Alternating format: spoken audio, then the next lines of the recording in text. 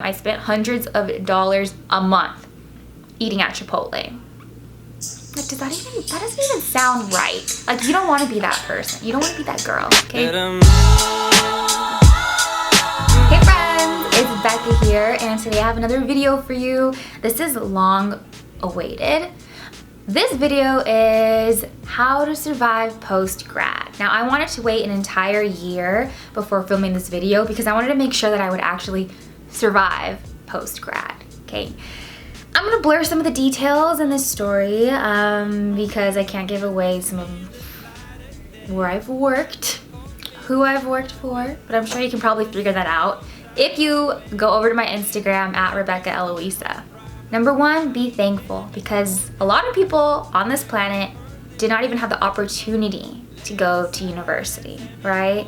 So you're a graduate, you got your degree, you got your skills, and now it's time to grow up and be an adult. Adulting is hard.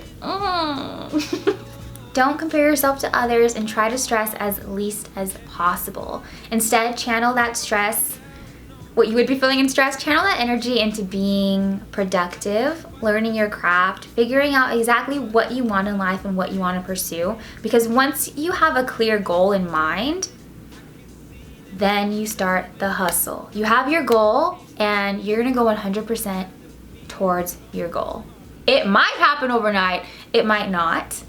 Maybe 3 months from now, 6 months from now, but I assure you that if you give your 100% and you focus on one big goal, you're going to accomplish something. Don't get anxious, try not to let anxiety overtake you, because anxiety kills creativity and motivation. This next tip comes from Devon Franklin, which is actually somebody that I work with. He's one of my dream clients, amazing individual. He is dropping wisdom every day, left and right, up and down. I'm gonna link his information down below. So something he talks about a lot, which is whether he's preaching at Lakewood or even in everyday life and conversation, is to prepare for your blessing. So we all have these big goals. It could be monetary. Maybe you wanna get paid this amount of money. You wanna get promoted at your job. Maybe you wanna like travel. Maybe you want to become an author or a public speaker. Like, you have these goals, right? Maybe you wanna have the best body on the beach. Whatever your goal is, start preparing for it now. Basically, like, when God sees you working towards something, and if it's in line with His will, He's gonna open the door for you, but only if you're ready. So you put in the extra hours, you read, crack a book open, see what the people in your industry are reading, get well-rounded, and talk to your bosses, let them know exactly what you wanna do. Also, if maybe you're unemployed, you haven't found a job after college and you're working in fast food or something, there's nothing wrong with that, but do your job to the best of your abilities, give it your all, give it 100%. Something my great-grandmother would say is, do your job so well that the angels will look down from heaven and say, my oh my, what a wonderful job.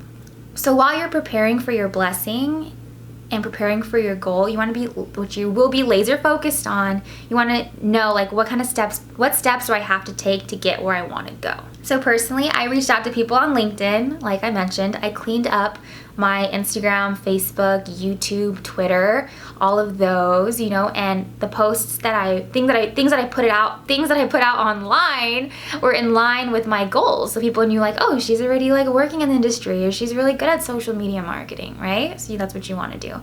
Also, physically, health-wise, I started eating even healthier. I've always been like a health nut, you know, but I started eating more fruits and veggies. My skin became brighter, drinking more water, getting more sleep, because I knew that once I got my big opportunity and it was time to go into the interview room, someone that's healthy and vibrant and has a lot of life and energy, they tend to do better, right? I also worked on my conversation skills. I slowly updated my professional wardrobe. I worked on my interview skills. I listened to tons of podcasts. I read books. I have a huge book collection up in my closet, and maybe I'll show it to you guys one day. I actually put it on Instagram, so you can head over to Rebecca Eloisa, check out my book collection. It's beautiful. But I still haven't read everything up there. I also recommend, once you have your set goals, to make a vision board. I also have a video on how to make a vision board so it comes true. So I will link that up above and down in the description box below. But it's really about having a goal and putting it in front of you so you can see it every single day, and everything you do and all the decisions you make are going to be in line with reaching your goal. Also, realize that this is just a season of your life. This isn't your forever. Maybe you're eating like top ramen, beans and rice, and potatoes every single day. Don't accept it and say this is gonna be me forever, because it won't. As long as you're working hard and you're hustling, you're gonna see progress. You gotta make the sacrifice. If it were easy, everybody would do it. Now, one of my favorite topics when it comes to student debt and finances, take control, okay? I will link my how I paid off my student loans video down in the description box below. Also, you want to learn how to budget, which I'll link above and also down below, and basically manage your money, because like money unlocks a lot of doors. Also, you don't want money to be so important to you to where you become a slave to it. So what I found when I started paying off my student loans was that I was buying a lot of meaningless things. I spent hundreds of dollars a month eating at Chipotle.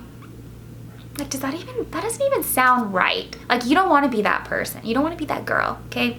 Know what you're spending money on. Decrease some of your bills. So maybe call your utilities people, call your phone people and ask like, hey, like, or your credit card company, like, can I pay less on this? And maybe they'll just say yes. Like, I know people who have done that and as a result are paying less money each month. Even where you decide to live, you can move back home, or you can rent out a room in like a cheaper part of town, you know, just so you can start paying off your debt. You want your debt to go down and your savings account to go up, okay? Because that gives you more freedom to really choose the jobs that you want. For example, because I was debt-free, I was able to choose a job that maybe didn't pay that much money, but where I would be able to network really well and really do what I love and build my skills. But that was only because I didn't have too many financial responsibilities, because I took care of that during the preparation phase. And I'm able to travel, I go on vacations, like I'm saving up for a house, and like it's really exciting, you know, once you can take your future into your own hands. Like anything is possible. The idea is that you don't want to be a slave to your debt. Like, I know Asia Dang, she's another girl here on YouTube, and she had tons of debt. She also graduated from SC, coincidentally. Fight on. But she's like really working hard to pay off her debt. Like, you can do it too. So that's all I have for you today. If you found this video of any value, make sure you send it to a friend or a family member, to your neighbor, to your old college roommate, like someone that's going crazy with anxiety right now about graduation, like, or maybe they're not even showing it to you, but send this video to them, because these are basically all of my best tips of how I survived, and now I'm actually thriving, and I'm very happy with where I am in life. Sky's the limit. Also, make sure you give this video a thumbs up. Hit that thumbs up, because it really helps support my channel and helps other people find my videos. All right, everyone, have an amazing, blessed day. Bye.